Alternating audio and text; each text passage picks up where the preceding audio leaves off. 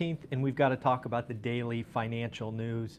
We should talk about China's GDP, talk about Bob Iger fighting for the future of Disney. I want to talk about a wonderful article written by Lance Lambert and the U.S. housing market. But first, let's talk about some jobs information that we got from Gallup. Gallup ran a poll about the global workforce, and some of these numbers are pretty staggering. First thing I want to note is, again, this is a Gallup poll. It was the survey for state of the global workplace. And a few of the numbers that I wrote down really caught my attention. First, 19%, roughly speaking, 1 in 5 of you is miserable at work. Miserable. 50% of you, so 1 in 2, feel stressed at work. 22% of you are sad, and 18% of you are angry. Something that I think we should just talk about together is, again, my 3 steps to getting wealthy are very simple. The first one is you have to create dry powder. For most of us, myself included, that meant I had to keep my day job. But what we did with our day job is we turned it into the seeds of our future. If you can just tweak your mindset a little bit and realize that your day job, your W-2, whatever you want to call it, is not forever, that it is going to simply feed your engine as you get on this path to getting wealthy, you won't be miserable. Oh, sorry about that. Thank you for telling me the audio isn't clear. Hopefully this is better. Again, if you can look at your job as nothing more than the seeds of your future wealth, hopefully that transitions. But the idea here is miserable, angry, sad. Those are very odd categories, I think, for your feelings at work. Again, I would argue that some of that is because you maybe are financially stressed. Maybe there are other factors. So again, step 1 for getting wealthy is you must have more disposable income. That is something that you can control. Do a needs versus want analysis. Start making those adjustments. Change jobs. Get a side hustle, something of that nature. There are options under your control. Remember Dion. Dion was playing video games with his kids and selling, I don't know what these things are, virtual stuff. If you can house hack like the lumberjack, great. If you want to house hack like Spencer Cornelia with roommates, great. There are financial decisions, aka sacrifices, that you can make to help stack dry powder or disposable income, whatever you want to call that. Once you have that, you then become elite at something. Become an elite investor. You don't diversify. You don't do a little of this and a little of that. You can diversify later. Diversification is important when you are looking to protect capital. If you are looking to grow capital and get a return on your disposable income, become elite.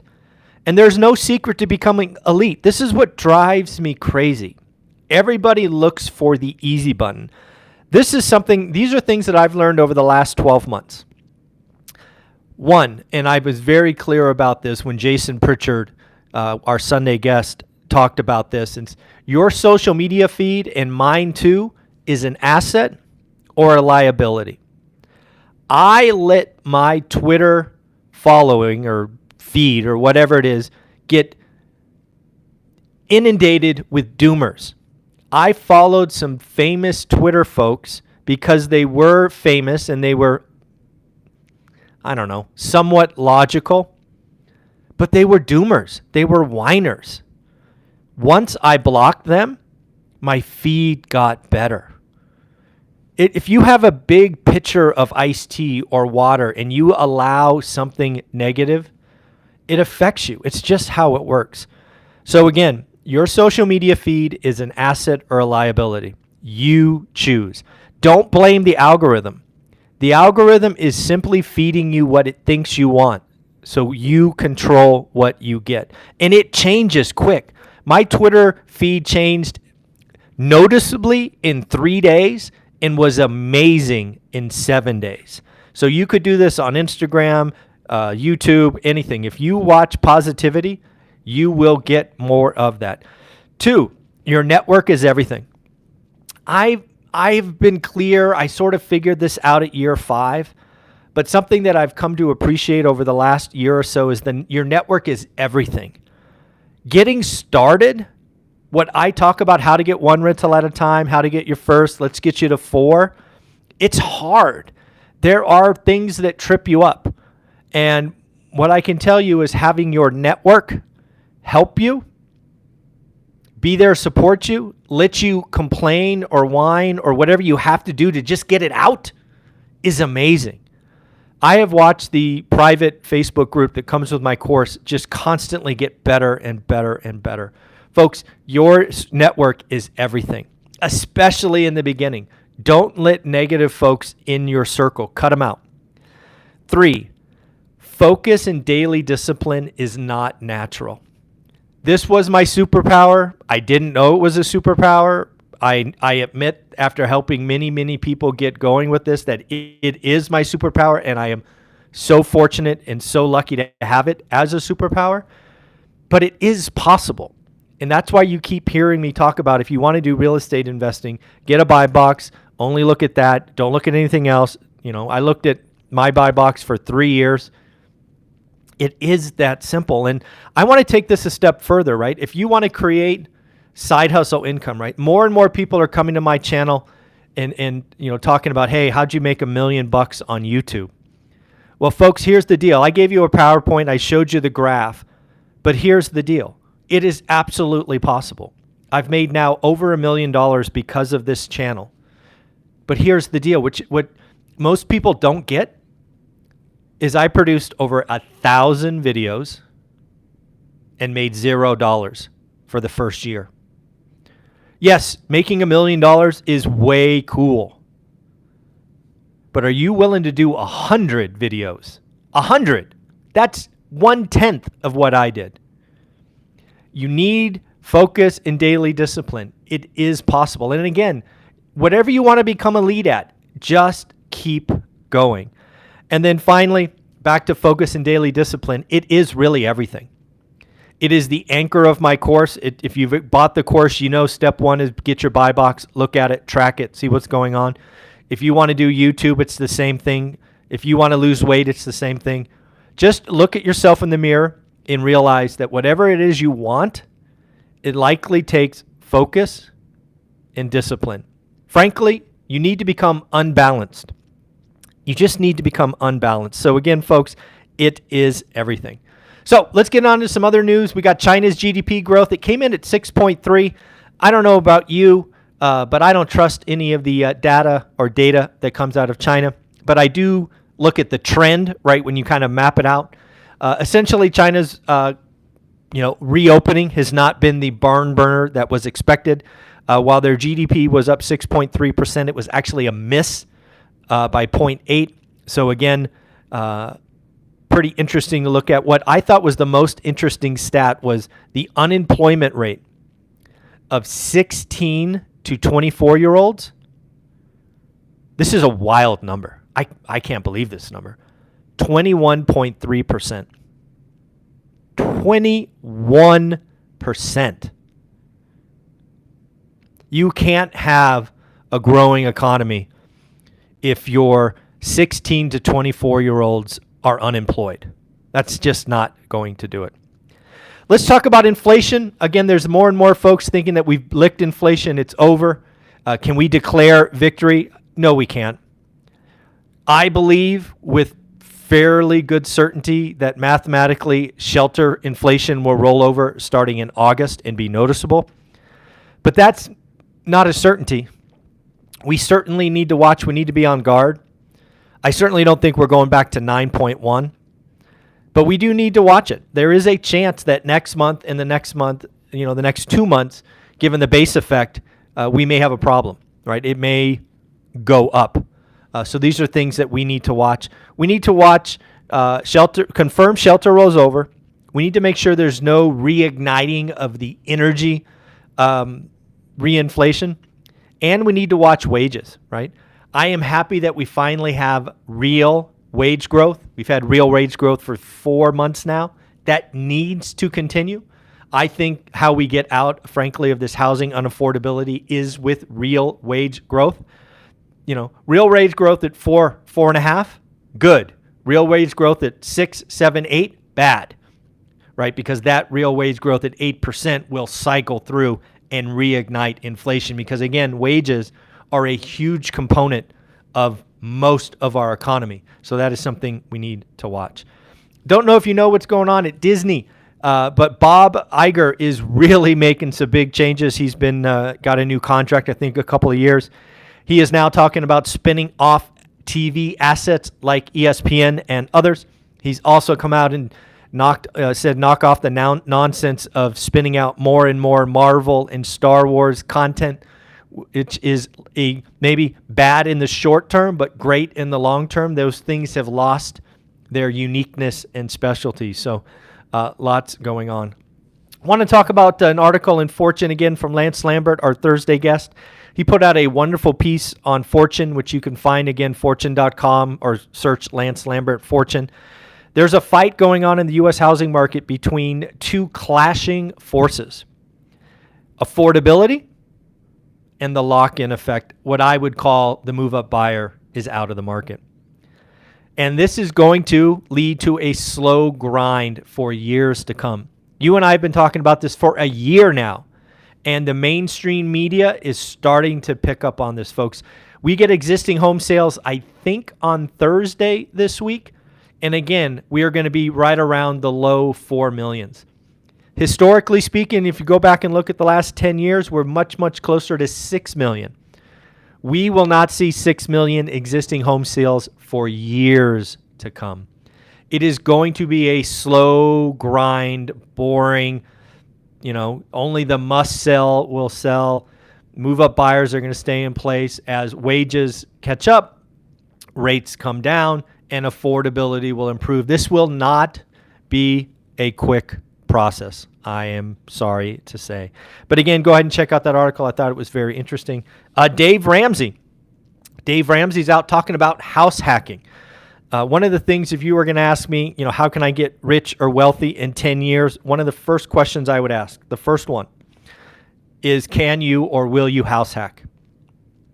Some of you are at a point in life where you're starting this journey where house hacking is not an option. Again, at 30 years old, when we got on our journey, house hacking was not an option for us.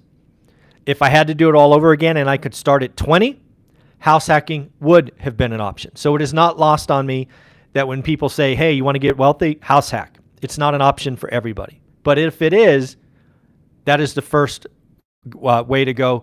The Lumberjack has told us that. Dion has told us that. Anna Kelly has told us that. Todd Baldwin, Spencer, they've all shown us the way. But now we even have Dave Ramsey blessing house hacking, which I thought was very, very interesting. We do have a housing crash likely to occur in the UK. Read an article about, I think it was from the UK Telegraph, more and more articles about the UK housing market, because I see the setup in the UK very, very, very much like the 2006 crash. What happened in the United States? We started having 50% of loan originations be adjustable rate mortgage, with a large percentage of those being toxic, right? These teaser loans.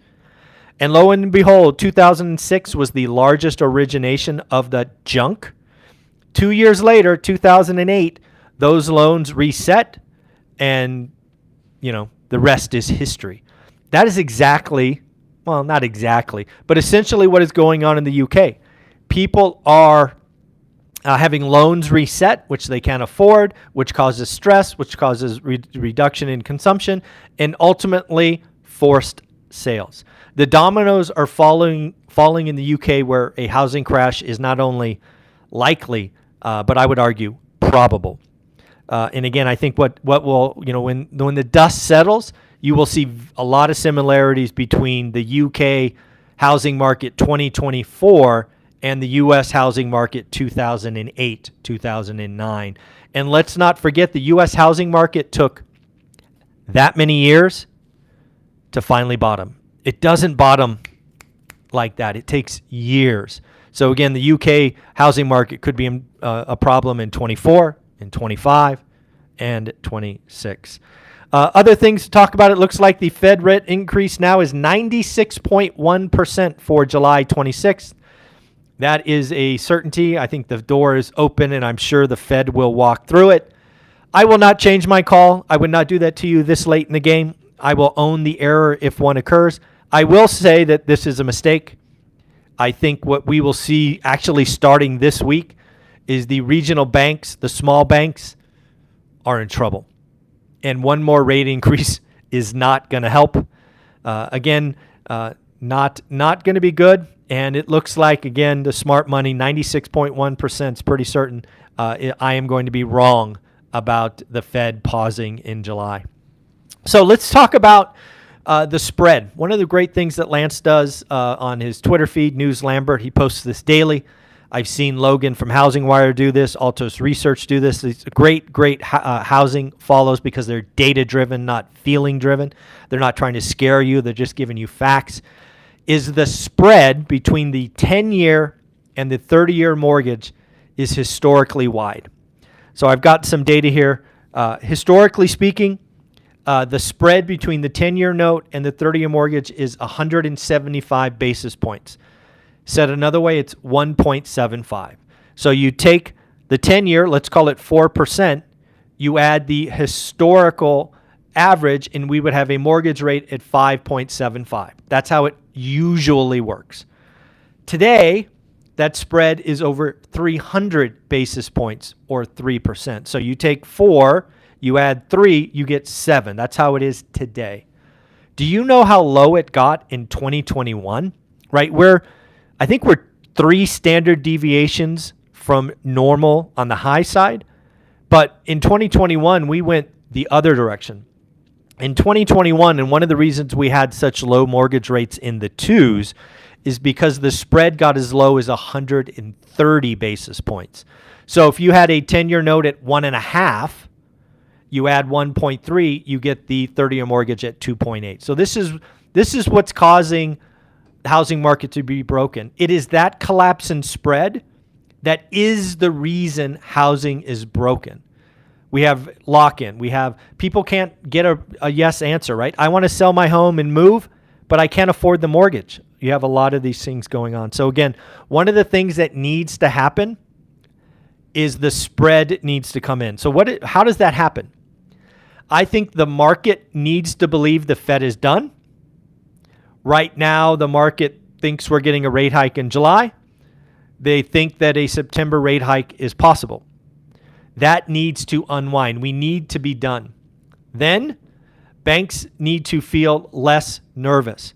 And I don't have a good news for you here. Banks, I think we're going to see, especially at the small and regional banks, some pretty atrocious earnings and conference calls. I think they could be really bad. We're talking less deposits, higher loan loss, less origination. It's just like a whole combination of suck. It is going to be interesting to look at these. So we need the Fed to be done. We need banks to have more confidence. We need them to rebuild their balance sheets. And unfortunately, I think that's going to take some time. So we may see historically wide spreads for quite a while. And then the last thing I want to talk about is if you were lucky enough to be a part of the session with Dan Bird yesterday, we did 3 hours. And all I have to say is I warned you. The amount of value that Dan brought yesterday to the crew that was there, almost 100 of people showed up. We almost had 160 folks purchase, is unbelievable. He delivered. He spent a full hour going through stocks at the end, which was amazing. And again, you will get the video. So if you watched that or you purchased the ticket and you couldn't attend, this is what happens next. I've already downloaded the video. My team needs to chop it up so it is in the right format to land on Teachable. Once that happens, which could take about 2 weeks, I will go in and then I personally will manually add everyone who purchased a ticket, you will get an email saying, hey, it is now available. I will also load the PowerPoint. The PowerPoint will either be loaded with the first or the last video. I'm thinking the first video makes the most sense. And then you could watch it over and over again. Because again, the thing you have with Dan Bird is he has been doing this 20 years. And as you saw, he is just ready to give value. But sometimes you need to slow him down. And again, if you had that video, you're going to over again. So folks, thank you for being a part of One Rental at a Time. We are almost at 48,000 subscriptions or subs or whatever you want to call it. If you want to help us get to 48,000, hit the subscribe button. If you really want to help us get to 50,000 fast, ask your friends to join. Send this around. We do the daily financial news live. I apologize for the poor audio at the beginning. Thank you for letting me know. Have a wonderful day. It is Monday, July 17th. Take care and bye-bye.